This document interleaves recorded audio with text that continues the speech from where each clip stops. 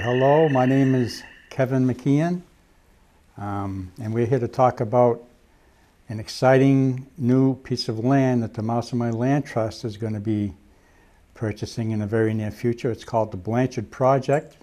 It's located off Blanchard Road. It's about 3.5 miles from Springvale Square, and it's going to be about 100 acres nestled within a 2.5 square mile area of undeveloped forest. And it holds a lot of very unique natural areas. There's forested wetlands, uplands, streams, and a recently discovered rare butterfly, which we're very excited about. I think it's called the spicebush swallowtail butterfly, isn't it? Correct. Yeah. And we've discovered some interesting looking caterpillars on the spicebush plants. They look like a snake to scare the birds away when the birds go to gobble them up. And there's probably about 2.5 miles of trails on the area. Yeah, which you'll be seeing. The amazing part of it is they're, for the most part, in very great shape. So there'll be little that needs to be done in order to make them walkable. Yeah, that's right. And we're going to we're hoping to put in some culverts to restore some historic wetland flow that the amphibians need so that they can migrate and do their little survival things. I was reading where it's kind of interesting sometimes, but it only takes about sometimes 2 or 3 inches of a blockage for them to stop their travels and their migrations. So right now there's areas where they can't migrate the way they used to. So that's going to be a very important project that we want to get done to restore this wetland flow. They're called perennial streams. In the springtime, the snow melt causes the streams. I don't know too much about it. Intermittent stream, yeah. Intermittent. They carry the runoff from the spring rains and snow melt, and they tend to dry up or become reduced to a trickle, but nevertheless they're still critically important to all forms of wildlife that depend on water. There are several of them on the land, as well as a bunch of other wetlands, which ironically they're all different. There are 5 different wetlands on the property. I'm Bud Johnston, by the way, and I work with the Mousam Way Land Trust. This piece of land is exceedingly unusual. We are very fortunate to be able to be in a position to purchase this land. None of our other reserves have any diversity coming close to this in terms of the number of critical species of conservation concern. The other thing, and the thing that attracted my attention originally when the land was first advertised, is the fact that it allows us to restore the connection, the western connection to the rail trail, which is now blocked by a house at its end. So it's important from that viewpoint. Kevin's mentioned the looping logging roads, 2.25 miles or so of logging roads that can be easily transformed into an ecology trail, and right now they are basically hikeable. So we have an exceedingly valuable piece of land that we are purchasing. And I should point out, Kevin and his wife stepped in right from the beginning and became what are known as conservation buyers. The former owners weren't really interested in waiting or giving us time to raise the money. And this is a program that's available to land trusts and other preservation agencies, where a person comes in and buys the property and holds it in the meantime while, in our case, we raise the money to purchase the land. So we're infinitely appreciative of Kevin and Patty's contribution here. I can't stress how unusual this land is, and the potential here for a whole variety of programs is truly amazing. And we were very happy to be able to do this for the Land Trust too, Bud, because it's right in our backyard. So there's there's a touch of selfishness involved there too, Bud, because it's going to be our little backyard for the rest of our, hopefully for the rest of our retirement lives. We go walking there an awful lot. It's a beautiful place.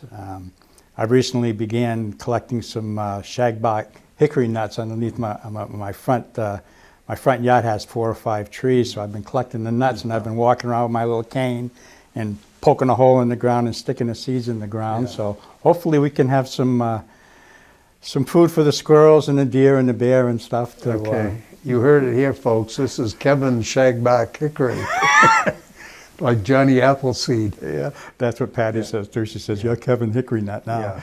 Yeah.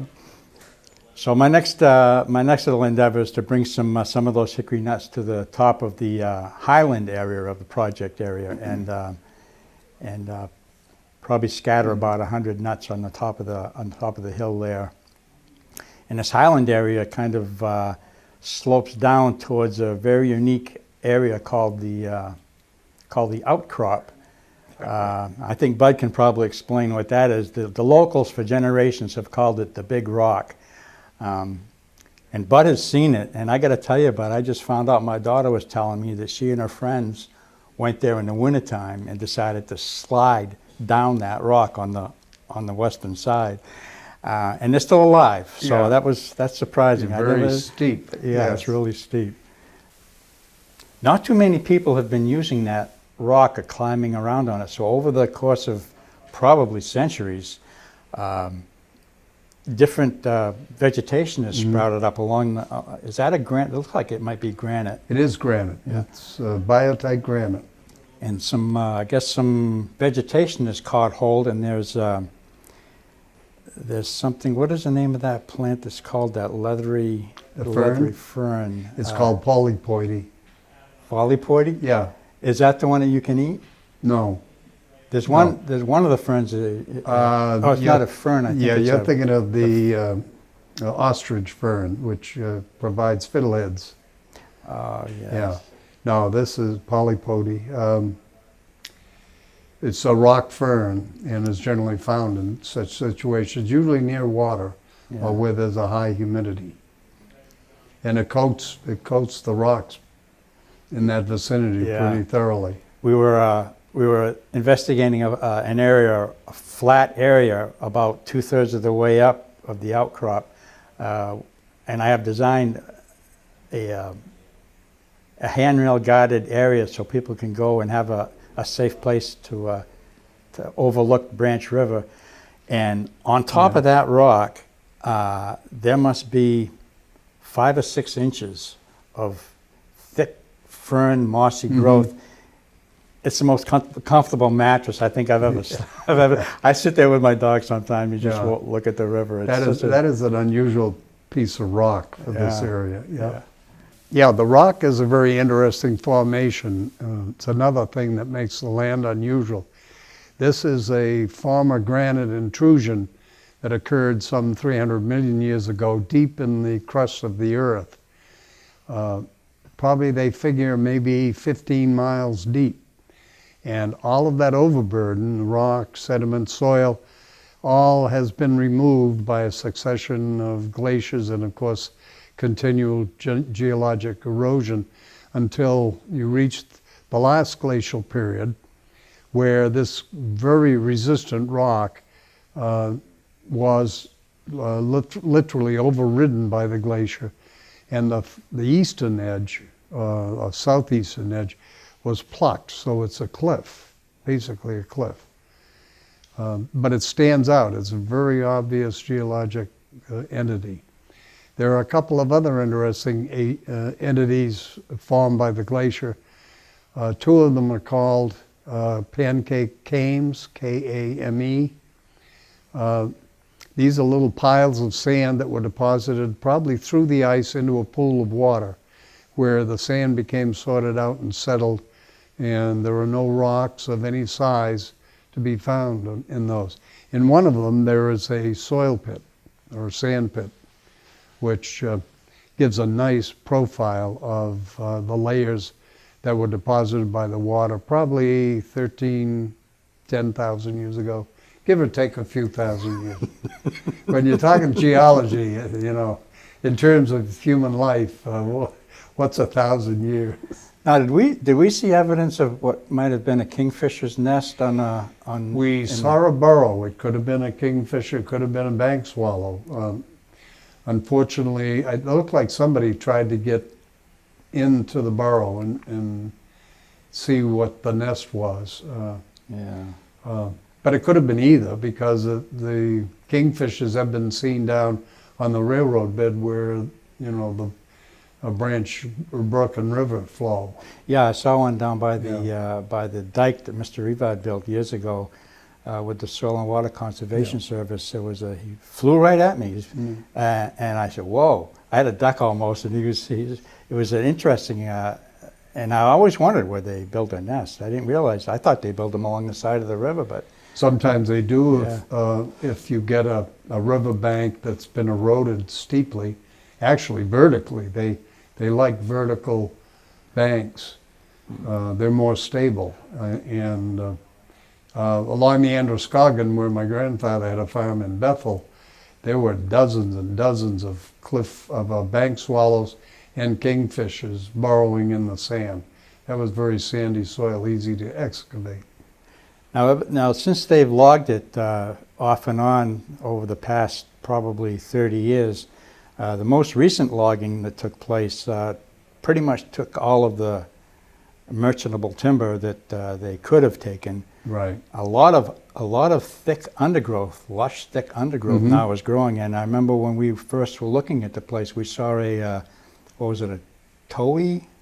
A towhee bird. And it was interesting. I was walking up to the Sanford trail, and on one side the towhee was singing in the bushes, and on the other side there was a indigo bunting singing in the spruce tree.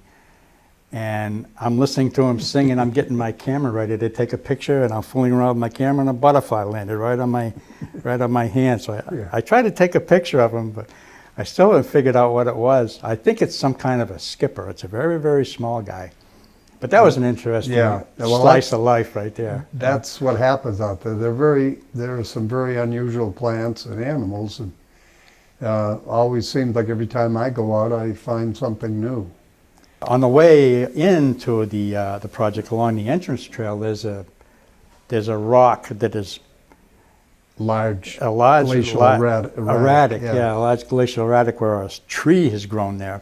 In the split in the middle of it. Yeah, and I think it's called a rock maple. So it's kind of why not? This tree really takes his name seriously. I think he decided to grow right in the middle of this rock, and it's kind of interesting in the summertime. There's ferns that are growing all the way around this rock. So you're looking at a sea of green, and this rock is sticking up, and in the middle of the rock there's this maple tree, big maple tree shooting right up above it. Yeah. It's a good-sized maple tree too. It's a beautiful sight. It's been there for a while, yeah.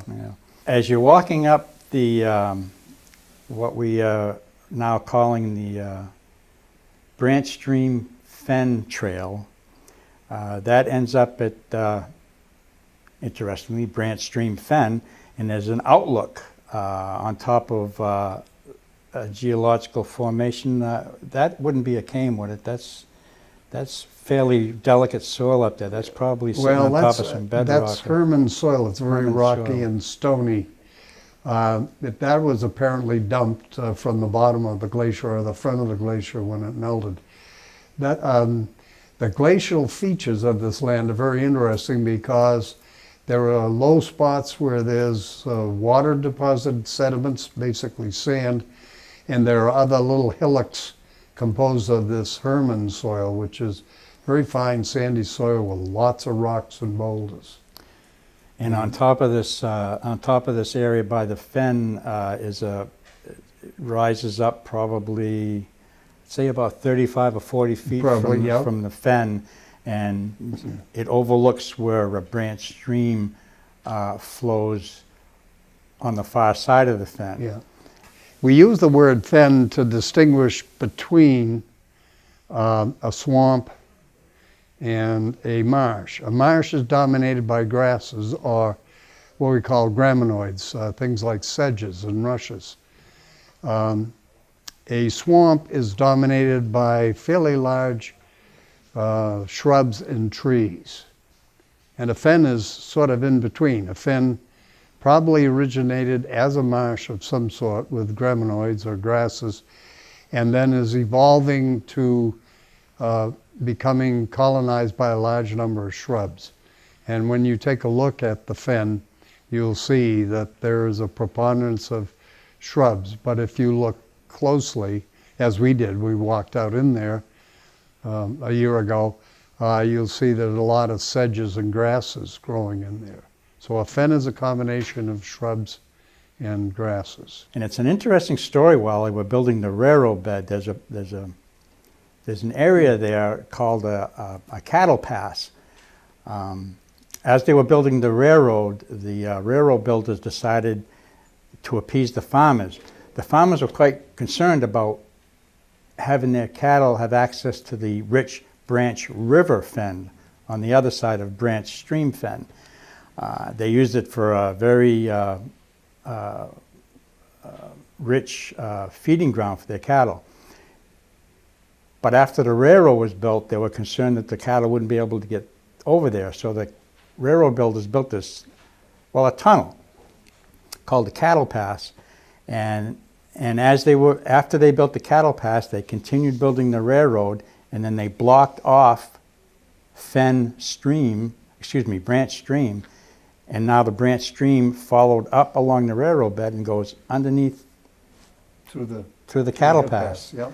And it's interesting because as they were building the Cattle Pass, they actually found some huge flat stones that they laid on the bottom so that the cattle would have comfortable feet as they walked through the Cattle Pass. So that's an interesting little formation there on the railroad, the rail trail now. We were scoping out the area where we're thinking about restoring some meadowland, and I remember seeing you there, and you've got your little piece of paper out there taking notes, and you mentioned that there were 4 different species of goldenrod in that one little area. Yeah, that was it's amazing. You mentioned the Meadow Project, then I guess we'd better move on to the purpose of this video tonight.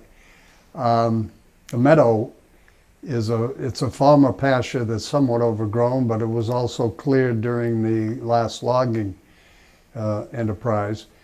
And we want to convert that to a meadow of native grasses and wildflowers, primarily for pollinator insects of all sorts and grassland birds. This is a habitat that's not very common in southern Maine, and it is certainly right now not found on the Blanchard Project. So this is one of our goals, to get that established and have it serve as a, what do we want to say, sort of a living museum where people can come and look and enjoy what's flying around, and maybe take some of the ideas back to their backyards to help butterflies, bees, hummingbirds, and of course the grassland birds maybe too. Yeah, it's important for folks to realize that you don't really go out to see nature, you live with nature constantly, no matter where you are. So it's an important thing to try to maintain and take care of the environment around you. And this Blanchard Project is hopefully going to be home for some creatures that we can all go see and enjoy listening to too. Sometimes on a warm summer night along the forested wetlands, the sound is just deafening. The singing amphibians are just making a chorus of music that's a slice of life that's becoming more rare. Yeah. And you've heard a whippoorwill there too. A story of a whippoorwill. I was laying in my bed one morning, and there's a catbird's nest across the street, living in some thickets across the street. And a whippoorwill began singing in the corner of the stone wall. And apparently the catbirds, I guess, are known to mimic other birds. And he's going through his little song and dance and doing his singing, and all of a sudden he started mimicking the whippoorwill. So I just sat there late in bed and enjoyed the heck out of that one. That was really great. Nice morning concert. Yeah, it was better than an alarm clock, I'll tell Well, you that. Yeah. I think we probably should move along. First of all, I want to thank WSSR for allowing us to do this. And I should also point out that we have raised about half the amount of money necessary to purchase the land, and we'd appreciate any donations that you would care to make. You can send them to Mousam Way Land Trust, Post Office Box 736 in Sanford, or you can visit our website, mousamwaylandtrust.org. A new website that was just set up, I guess, Right. but it looks pretty good. It looks really nice, yeah. And the Blanchard Project has a Facebook page called the Blanchard Project, surprisingly. And there are links there that'll take you to the donation site for Mousam Way Land Trust also.